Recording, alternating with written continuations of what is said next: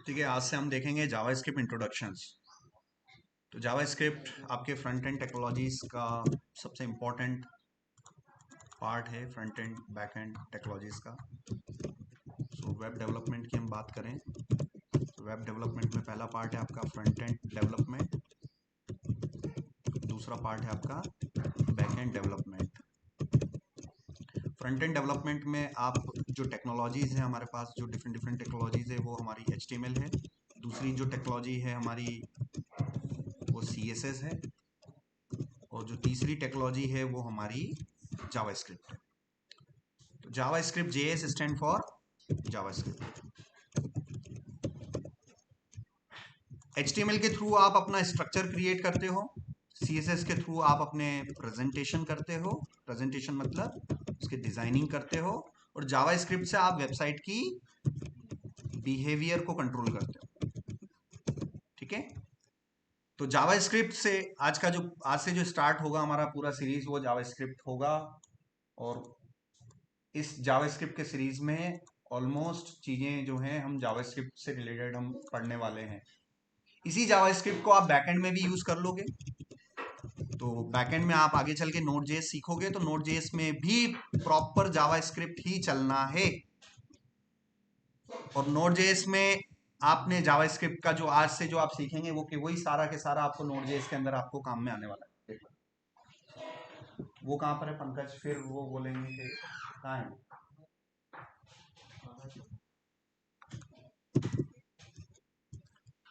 देखो, मैं एक भी चीज नहीं छोड़ूंगा, मैं सिखाने में एक भी चीज नहीं छोड़ूंगा। लास्ट में ब्लेम मुझे मत करना कि मैंने सिखाया नहीं है या मैंने पढ़ाया नहीं है या मैंने प्रॉपर ट्रेनिंग नहीं दी। मैं हर चीज सिखाऊंगा।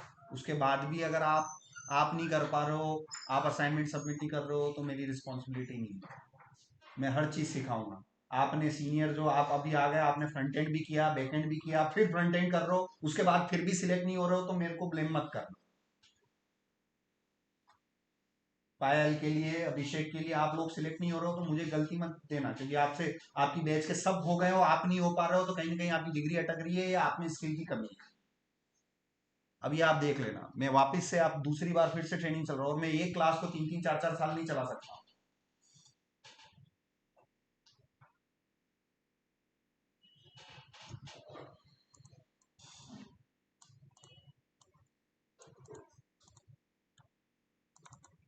तो जावास्क्रिप्ट में आपका पूरा बिहेवियर का आप काम कर रहे हैं।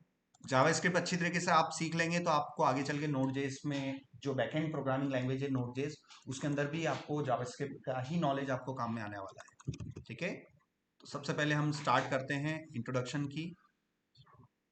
तो JavaScript can change HTML content. तो कोई भी वेबसाइट आप बनाते हो और उस वेबसाइट के अंदर जो टेक्स्ट लिखे हुए हैं, कंटेंट लिखे हुए हैं, उनको आप किसकी मदद से चेंज कर सकते हो? जावास्क्रिप्ट की हेल्प के थ्रू मदद कर सकते हैं। तो चलिए कैसे कर सकते हैं वो हम देखते हैं। यहाँ पर डी पर गया मैं, और यहाँ पर मैंने लिखा एक फोल्डर जावास्क्रिप्ट फाउंडेशन। यहाँ पर आज लेक्चर फर्स्ट है, तो ये फर्स्ट फोल्डर मैंने बनाया, और यहाँ पर इसको मैं कोड डॉट करता हूँ, कोड डॉट किया, और यहाँ पर मैं एक फाइल बना लेता हूँ। टर्मिनल पे गया, एक फाइल बनाया मैंने, टच इंडेक्स डॉट HTML। अब क्योंकि पावर शेल विंडो से मैंने ओपन कर रखा है इसलिए टच कमांड काम नहीं कर रही, इसलिए मैं मैनुअल बना दूंगा, इंडेक्स डॉट HTML, HTML:5 किया। ठीक है, proper indentation is the first rule, और हम टाइटल में मैंने लिख दिया जावास्क्रिप्ट इंट्रोडक्शन। ठीक है, अब पहले तो ये देख लो कि भाई कर तो जावास्क्रिप्ट पे रहे हो, मगर एक वेबसाइट का बेसिक स्केलेटन का फॉर्मेट जो है माइंड में क्लियर हो जाना चाहिए। इसका मतलब आप अपनी CSS कहाँ लिखते थे? वो आप टाइटल के नीचे लिखते थे, है ना, स्टाइल टैग के अंदर ये सारा CSS यहाँ चलता था। अब आप अपना जावास्क्रिप्ट कहाँ कहाँ लिख सकते हो उसकी लोकेशंस मैं आपको बता रहा हूँ। तो पहला लोकेशन है स्टाइल के बाद में, हेड के अंदर ही स्टाइल के बाद में, और किस टैग के थ्रू लिखोगे आप? स्क्रिप्ट टैग के थ्रू। दूसरा लोकेशन क्या है? बॉडी के क्लोजिंग से पहले भी आप क्या लिख सकते हो? अपनी जावास्क्रिप्ट लिख सकते हो। जावास्क्रिप्ट लिखने के लिए आपको स्क्रिप्ट टैग की जरूरत पड़ेगी।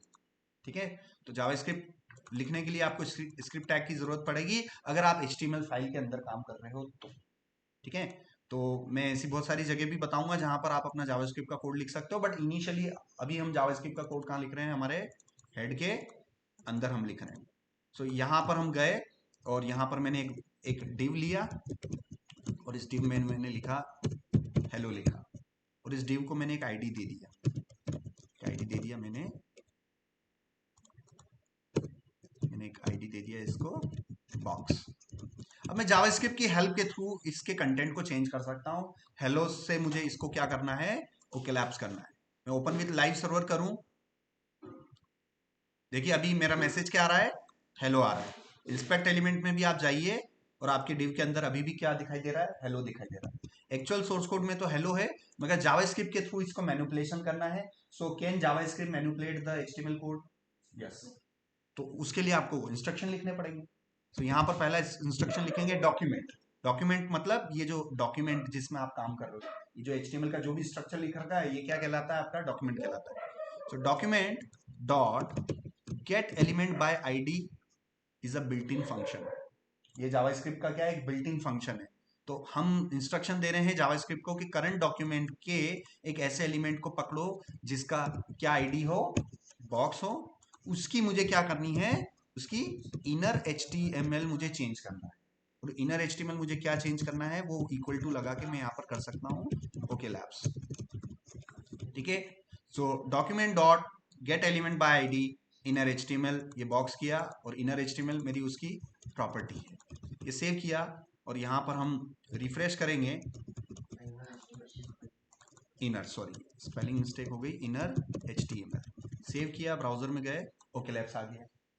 देखिए पेज रिफ्रेश होते ही मेरा कंटेंट चेंज हो गया। हेलो, एक्चुअल सोर्स कोड में क्या लिखा हुआ है, ओके लैब्स लिखा हुआ है, मगर अभी आउटपुट में क्या आ रहा है, ओके लैब्स आ रहा है। सो जावास्क्रिप्ट की हेल्प के थ्रू आपने क्या कर दिया, अपने कंटेंट को चेंज कर दिया है। One of the many JavaScript HTML method is get element by ID. JavaScript के अंदर बहुत सारी ऐसी मेथड्स होती हैं जिसके थ्रू आप अपना काम कर सकते हो। सबसे इंपॉर्टेंट है गेट एलिमेंट बाय आईडी, है ना, ये सबसे ज्यादा यूज में आती है, गेट एलिमेंट बाय आईडी। उसको ओवरराइट किया इनिशियली जब लोड होते समय हेलो थी, और वो पेज जैसे ही लोड हुआ उसको वो कर दिया। अब इसका ऑर्डर बहुत मैटर करता है। अगर ये कोड में कट करके इस वाले में लिख दूं तो हमारा कंटेंट चेंज होता है कि नहीं होता है, ये देखते हैं। ठीक है, यहां पर मैं गया, रिफ्रेश किया, क्या कंटेंट चेंज हुआ, नहीं हुआ। देखो जावास्क्रिप्ट लिखा हुआ है। तो यहाँ पर रीजन क्या है कि कोड एग्जीक्यूट होता है टॉप टू बॉटम। पहले लाइन नंबर 12 आई और 12 पर आपने इंस्ट्रक्शन दे रखा है कि बॉक्स को ढूंढो और ओकेलेप सेट कर दो, मगर लाइन नंबर 12 तक तो पेज ही लोड नहीं हुआ था। पेज तो लोड कब होगा, जब लाइन नंबर 1 से लेके 23 तक जाएगा, तब जाके मेरा क्या होगा, पेज लोड होगा। तो क्या हो रहा है यहाँ पर कि पेज लोड होने से पहले ही आप जावास्क्रिप्ट को एग्जीक्यूट करवाने की कोशिश कर रहे हो। तो उस केस में वो लाइन नंबर 16 पर जो आपको बॉक्स बना हुआ है, लाइन नंबर आप 12 पर हैं, आप 13 पर तो है नहीं, क्योंकि कोड कैसे एग्जीक्यूट होता है, line by line, line by line execute होता है। लाइन नंबर 12 पे ही आपने बोल दिया है कि 16 पे जाके आपको करो, बल्कि एग्जीक्यूशन तो हुआ ही नहीं उस लाइन का, इसलिए वो कंटेंट यहाँ पर नहीं हुआ है। इसलिए हमेशा सबसे बेस्ट चीज यही होती है कि जावास्क्रिप्ट का कोड हमेशा कहाँ रखना चाहिए आपको, बॉडी के क्लोजिंग से पहले। क्योंकि बॉडी के क्लोजिंग से पहले रखने का मतलब ये है कि आपका जो वेबसाइट का डॉक्यूमेंट है, आपका वेब पेज ऑलमोस्ट लोड हो चुका होगा तब तक। तो जितना भी जावास्क्रिप्ट आप लिखोगे वो काम कर जाएगा। अब देखो ओके लैब्स आ गई, ठीक है ना। इस तरीके से जावास्क्रिप्ट का कोड हमेशा हमें हेड के बॉडी के क्लोजिंग से पहले लिखने चाहिए। उसके दो रीजन से, पहला रीजन है कि पूरा का पूरा कंटेंट लोड हो जाता है, तो जो भी जावास्क्रिप्ट का मैनिपुलेशन करना होगा, जावास्क्रिप्ट को जो भी करना होगा वो कर लेगा। दूसरा, आपकी वेबसाइट थोड़ी फास्ट लोड होती है एज कंपेयर टू हेड के अंदर। अगर आप कोई भी कोड करते हैं तो आपको हमेशा बॉडी के क्लोजिंग से पहले ही जावास्क्रिप्ट का कोड लिखना चाहिए। जावास्क्रिप्ट का कोड लिखने के लिए आप किसका उपयोग करते हैं, स्क्रिप्ट टैग का यूज करते हैं। ये मैंने स्क्रिप्ट टैग का यहाँ पर यूज किया है। JavaScript accept both single and double quotation. तो अगर आपको अपना कंटेंट सिंगल कोटेशन में करना है तो single quotation, otherwise double quotation में करना है तो डबल कोटेशन, दोनों में ही आपका कंटेंट क्या हो जाएगा, सेट हो जाएगा। क्लियर हो गया। अब हमारे पास ये हुआ, JavaScript can change HTML attributes. तो जावास्क्रिप्ट जो है एचटीएमएल एट्रीब्यूट्स भी चेंज कर सकता है। जैसे कि यहां पर हमने देखा,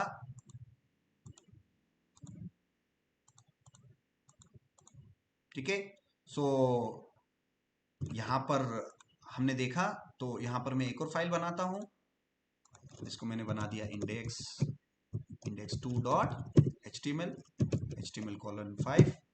प्रॉपर इंडेंटेशन किया।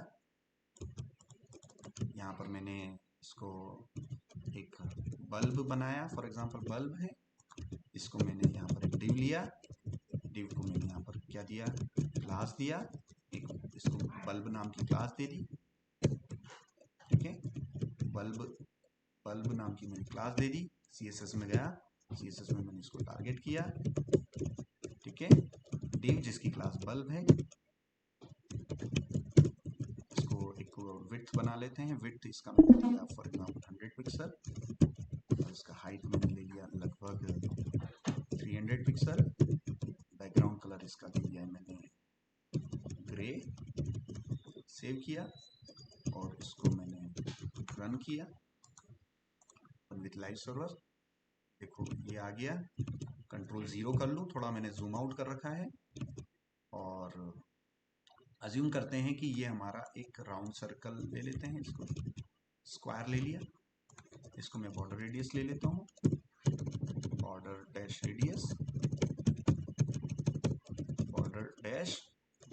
रेडियस लिया, इसको मैंने 300 पिक्सल दिया, सेव किया, ब्राउजर में गया, राउंड हो गया। अब मैं चाहता हूं कि जैसे ही इस पर यहाँ पर हम कुछ इवेंट्स भी कर सकते हैं कि किसी के बटन्स पे क्लिक करने पर उसका कलर चेंज हो जाए, तो वो भी हम कर सकते हैं। यहाँ पर मैंने एक बटन ले लिया, इसको मैंने बोल दिया ऑफ ऑन, और एक और बटन ले लिया मैंने ऑफ ऑन ऑफ के एक बटन ले लिए। ऑन पे क्लिक करते ही इसका कलर क्या हो जाएगा, येलो हो जाएगा, ठीक है। यहां पर अगेन मैंने एक आईडी दे दिया और इसको मैंने बल्ब दे दिया, और ये क्लास अगर हटा दूं तो यहाँ पर डिव हैश आईडी सेव, इसको शॉर्टकट में भी हैश, ये अगर इतना भी नहीं पता है तो आपने फिर भी आपको नहीं पता है कि आपने फ्रंट एंड का HTML नहीं किया, CSS नहीं किया, तो सारे सिलेक्टर्स पता होने चाहिए। जब अगर जावास्क्रिप्ट पे काम करने बैठे हो तो वो सिलेक्टर्स जितने भी हैं वो सब पता होने चाहिए। आते हैं कि नहीं आते हैं, पता है आपको कि नहीं पता है कि आईडी सिलेक्टर, क्लास सिलेक्टर्स। तो यहाँ पर मैंने इसको पर्टिकुलर टारगेट किया, ऑन ऑफ। अब मैं चाहता हूँ ऑन पे क्लिक करते इसका कलर येलो हो जाए, तो वो हम कर सकते हैं, ऑन पर मुझे टारगेट करना पड़ेगा। तो यहाँ पर ऑन क्लिक करके यहाँ पर किया, और एक यहाँ पर हम अपना एक फंक्शन ले लेते हैं, on click equals to some JavaScript का कोड। यहाँ पर भी एक एट्रीब्यूट लेना है, on click equals to some JavaScript का कोड। तो इसको मैं ऑन नाम के फंक्शन को कॉल करवा दूं, और यहाँ पर मैं ऑफ नाम के फंक्शन को कॉल करवा दूं। ये जो फंक्शंस है, ऑन ऑफ नाम के फंक्शंस हैं, ये यहाँ पर हम इसको डिफाइन करते हैं। सो यहाँ पर मैं स्क्रिप्ट टैग में गया, और जावास्क्रिप्ट के अंदर हम कुछ फंक्शंस बना सकते हैं। तो फंक्शंस क्या होते हैं, some reusable block of code. So on नाम का मैंने एक फंक्शन बनाया, ये देखिए, और एक फंक्शन मैंने बनाया किस नाम से, ऑफ नाम का एक फंक्शन बनाया। मैं पहले ही काम नहीं करता हूं, मैं पहले टेस्टिंग करता हूं। तो मैंने टेस्टिंग करने के लिए अलर्ट फंक्शन यूज किया, और अलर्ट में मैंने लिख दिया ऑन, और इसके अलर्ट में मैंने लिख दिया ऑफ। जैसे ही इस बटन पे क्लिक करूंगा ऑन नाम का फंक्शन कॉल होगा और अलर्ट मुझे मिल जाएगा। देखते हैं कि क्या अलर्ट आ रहा है कि नहीं आ रहा है। अलर्ट आ गया, इसका मतलब मेरा जावास्क्रिप्ट का कोड काम कर रहा है। और सबसे इंपॉर्टेंट चीज है, इंस्पेक्ट एलिमेंट करके जब भी जावास्क्रिप्ट पे काम करो आपकी नजर किस पे होनी चाहिए, कंसोल टैब पर। ये सबसे पहली रिक्वायरमेंट है आपकी जावास्क्रिप्ट डेवलपर्स के लिए। तो आपका पूरा फोकस किधर होना चाहिए, कंसोल टैब पर, ठीक है। कोई भी एरर आती है तो आपको यहाँ से पता चल जाएगा। अब यहाँ पर हम क्या कर सकते हैं, मुझे इस एलिमेंट को एक्सेस करना है। अब इस एलिमेंट को एक्सेस करने के लिए यहीं ऊपर ही हम ले लेते हैं, और मैं इस एलिमेंट को ले लेता हूँ, यहाँ पर बल्ब वाले एलिमेंट को ले लेता हूँ, या तो मैं इसी को डायरेक्ट टारगेट कर लेता हूँ, document dot get element by ID. क्या लिया मैंने बताइए, बल्ब, और बल्ब मिलते ही मुझे उसका क्या करना है, उसका CSS चेंज करना है, dot style dot background colour. यहां पर ध्यान रखना बैकग्राउंड डैश कलर, जैसे एक्चुअल CSS की प्रॉपर्टी क्या होती है, बैकग्राउंड डैश कलर होती है, मगर जावास्क्रिप्ट में डैश नहीं लगाना और सेकंड वर्ड का पहला लेटर कैपिटल में होगा। तो बैकग्राउंड डैश कलर क्या हो जाएगा आपका,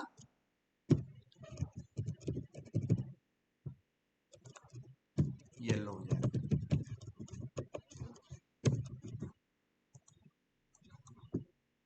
सेव किया, इसको मैंने यहां से हटा दिया, सेव किया, रिफ्रेश किया,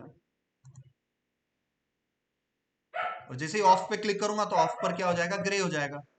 तो ये कि ये स्टेटमेंट मुझे यहां पर भी लिखना है, document dot get element by ID bulb dot style dot background colour, और यहां पर मैं क्या कर दूंगा, ग्रे कर दूंगा। सेव किया, ब्राउजर में गए, रिफ्रेश किया, ऑन ऑफ। अब ये इसको मैंने हटाया, रिफ्रेश किया, on off on off on off on off on off on off, ये हो गया। अब ये सब बेसिक बेसिक जावास्क्रिप्ट। अब यहां पर you are repeating your code, we should never repeat our code, the principle is to follow the DRY principle, don't repeat your self. यहां पर we are repeating your our self, like document dot, so let bulb is equal to, अब मैंने late के through क्या कर सकते हैं, हम जावास्क्रिप्ट के वेरिएबल्स बना सकते हैं। यहाँ पर ये पूरा पूरा स्टेटमेंट मैं यहाँ से कट कर लेता हूँ, यहाँ पर पेस्ट कर लिया, पूरा का पूरा एलिमेंट मेरा किस में आ गया, बल्ब में आ गया। देन मैं क्या कर सकता हूँ, बल्ब डॉट स्टाइल डॉट, यहाँ पर क्या हो रहा है, रीयूजेबिलिटी हो रही है उसी वेरिएबल्स की, रीयूजेबिलिटी। बार बार डॉम को, क्योंकि वो दो स्टेटमेंट में बार बार जावास्क्रिप्ट जाके पकड़ रहा है, और इस बार क्या होगा कि वो एक ही बार को एलिमेंट को पकड़ा, उसने मेमोरी में सेव करवा लिया, देन उसी को रिपीट उसी को रिपीट कर रहे हैं basically. So this is a DRY principle. तो यहाँ कोड मेरा क्या हो रहा है, ऑप्टिमाइज हो रहा है, on off on off. Functionality पे कोई डिफरेंस नहीं है, मगर काम करने के तरीके का, स्ट्रक्चर लिखने का, कोड लिखने का तरीका, अब ये आपका ड्राई ओरिएंटेड है, तो आपने इस तरीके से इम्प्लीमेंट किया।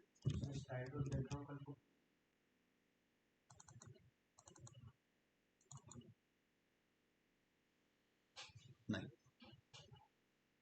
पर्टिकुलर बस एलिमेंट का रेफरेंस तक ले, बाकी की प्रॉपर्टीज आपको अटैच करनी है।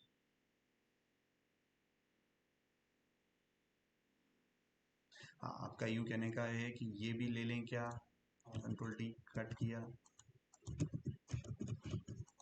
अब क्या बचा फिर,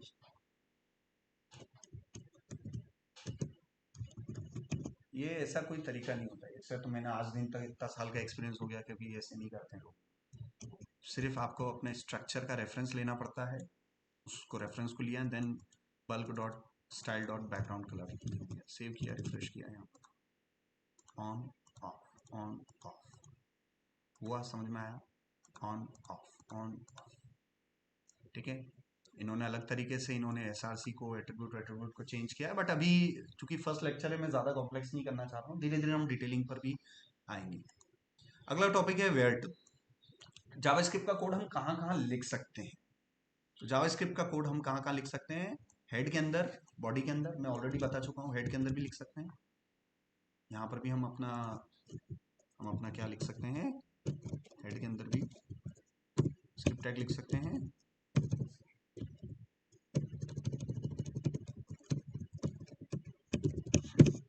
ठीक है ना, यहाँ पर भी हम अपना जावास्क्रिप्ट का कोड लिख सकते हैं, मगर यहाँ लिखेंगे तो we should check if the page is loaded, if the page is loaded.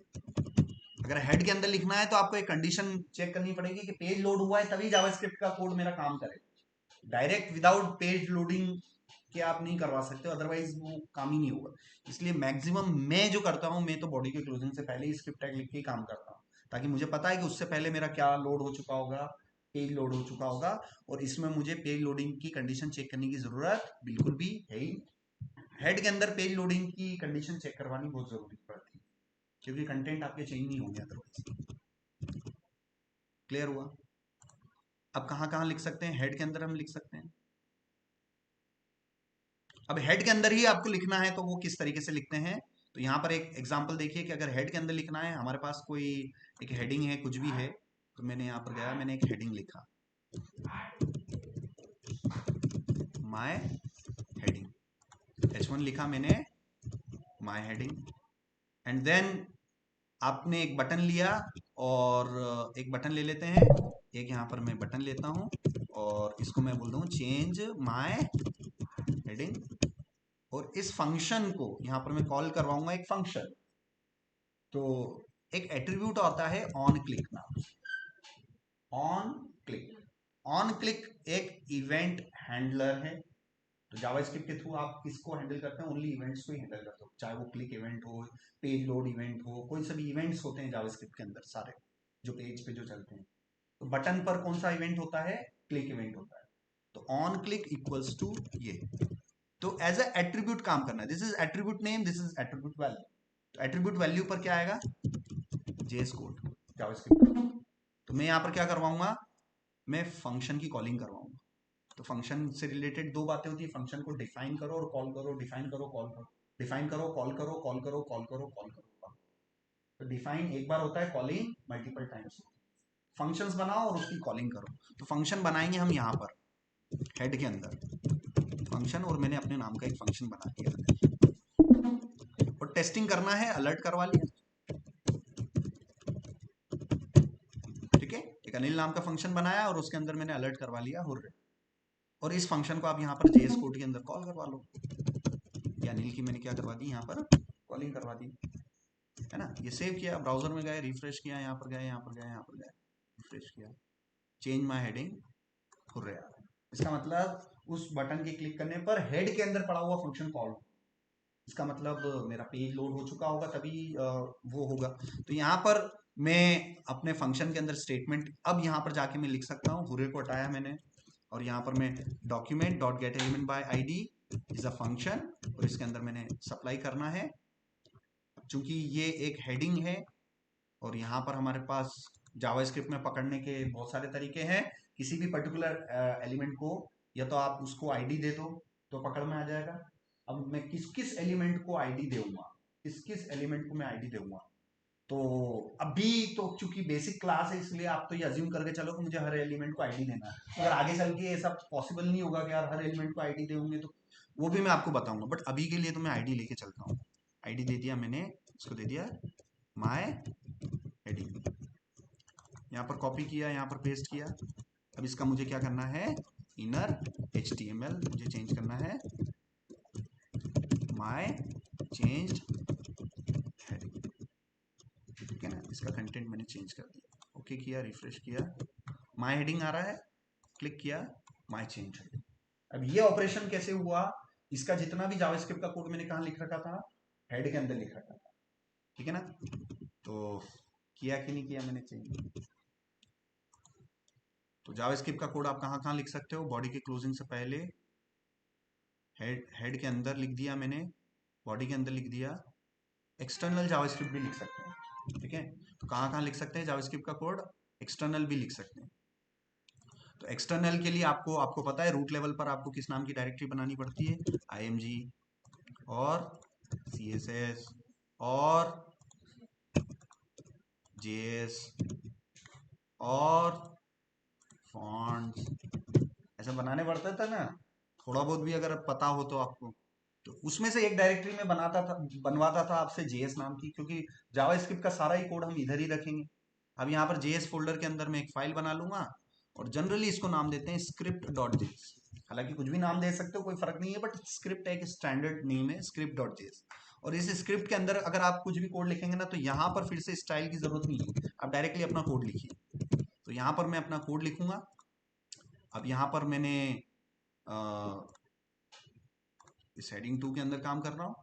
अब मैं एक और ले लेता हूँ, एक H2 ले लेता हूँ, और यहाँ पर ओके लैब्स यहाँ पर लिखा मैंने, और इसको आईडी दे दिया मैंने माय हेडिंग 2। ओके, तो मैं इसको यहाँ से पिक करूंगा, let H2 is equal to document dot get element by ID, क्या किया? My heading, and then H2 dot inner HTML, और यहाँ पर मैंने उसको चेंज करके डॉलर इन्फोटेक यहाँ पर कर दिया मैंने, ठीक है। और ये सारा कोड मैंने स्क्रिप्ट टैग के अंदर लिख रखा है और ये डायरेक्ट लिख रखा है।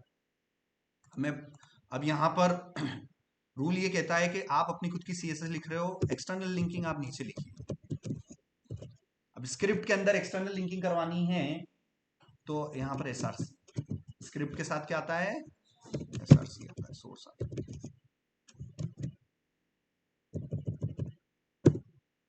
ये सेव किया, ब्राउजर में गया, रिफ्रेश किया, ये बल्ब वाले में गया, ये डॉलर इन्फोटेक है ना। अगर इसकी ये स्टेटमेंट, ये कमेंट, ये वाला स्टेटमेंट अगर सिंगल लाइन करके मैं कमेंट कर दूं तो मेरा ओकेलेप्सी आएगा, क्योंकि वो एग्जीक्यूट नहीं हुआ। ये रिफ्रेश करते ही ओकेलेप्सी आ रहा है। मगर ये स्टेटमेंट मैंने अनकमेंट कर दिया तो सेव किया, डॉलर इन्फोटेक यहाँ पर, ठीक है। मैं चाहता हूँ कि चेंज माय हेडिंग टू नाम से एक बटन बने, मैं चाहता हूँ चेंज माय हेडिंग टू नाम से एक बटन बने, तो वहां पर एक बटन बना दूँ।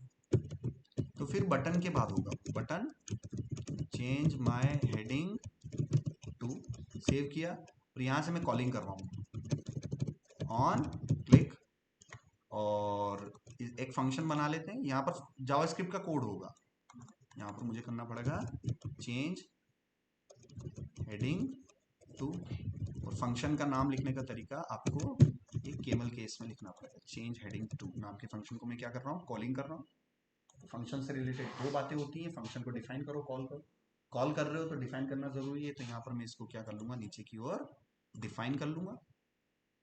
तो यहाँ पर मैं फंक्शन डिफाइन करता हूँ, function change my heading, parenthesis start parenthesis close, and then ये वाला स्टेटमेंट, आप चाहो तो ये दोनों ही स्टेटमेंट इसके अंदर लिख सकते हो या फिर ये स्टेटमेंट भी लिख सकते हो। फंक्शन के बाहर अगर आप कोई वेरिएबल बना रहे हो तो वो एक ग्लोबल वेरिएबल बनेगा। So if you are declaring a function with the help of let, if you are declaring a variable with the help of let outside the function, then that variable will be a global variable, ठीक है ना। Function के बाहर कोई variable बनाया है तो ये इस तरीके से हुआ, उसी को मैं अंदर फंक्शन के अंदर भी यूज कर सकता हूँ, ठीक है। मगर इसी को मैं उठा के इसको अंदर ले जाऊं तो अब h2 क्या है, अब h2 क्या है, लोकल वेरिएबल बन गया। फंक्शन के अंदर अगर कोई वेरिएबल बना रहे हो तो किस टाइप का वेरिएबल बनता है, लोकल। फंक्शन के अगर बाहर ले लिया तो ग्लोबल वेरिएबल बन जाएगा, ठीक है। दोनों ही केसेस में आप काम कर सकते हो। अब देखिए पेज रिफ्रेश होते ही मेरा कंटेंट चेंज हुआ क्या, ओके लेफ्ट से डॉलर इन्फोटेक हुआ क्या, नहीं। क्यों, क्योंकि वो चेंज तभी होगा जब मैं बटन पे क्लिक करूंगा तो मेरा फंक्शन कॉल होगा, ये मेरा फंक्शन कॉल।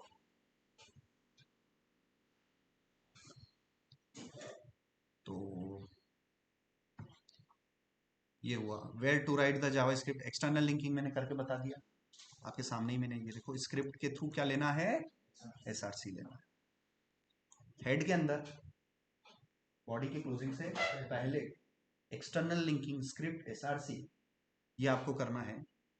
एक्सटर्नल जावास्क्रिप्ट के एडवांटेजेस क्या होते हैं, it separate HTML code with JavaScript. External linking से फायदा क्या है, HTML अलग, CSS अलग, जावास्क्रिप्ट अलग।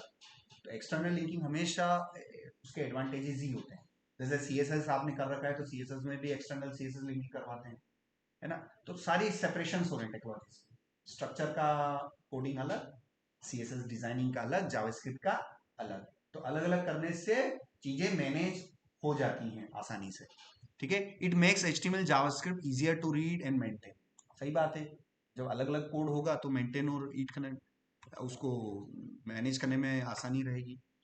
सो cached JavaScript file can speed up page load. तो जो एक्सटर्नल लिंकिंग आप करवाते हो ना, कई बार ब्राउजर के अंदर बिल्ट इन कैशिंग होती है। तो ये बिल्ट इन कैशिंग कैसे होती है, मैं आप यहाँ पर जाना, नेटवर्क पे जाना, और नेटवर्क पर आपको मैं एक बहुत अच्छी चीज बताता हूँ। यहाँ पर एक बहुत शानदार सी चीज है जिसे आपको मिलेगी नेटवर्क के अंदर ही, यहाँ पर मिलेगा डिसेबल कैश। कई बार क्या होता है कि कोई वेबसाइट के कंटेंट लोड होते हैं ना, तो वो लोड होके ब्राउजर के अंदर स्टोर हो जाते हैं, दैट इज अ कैश।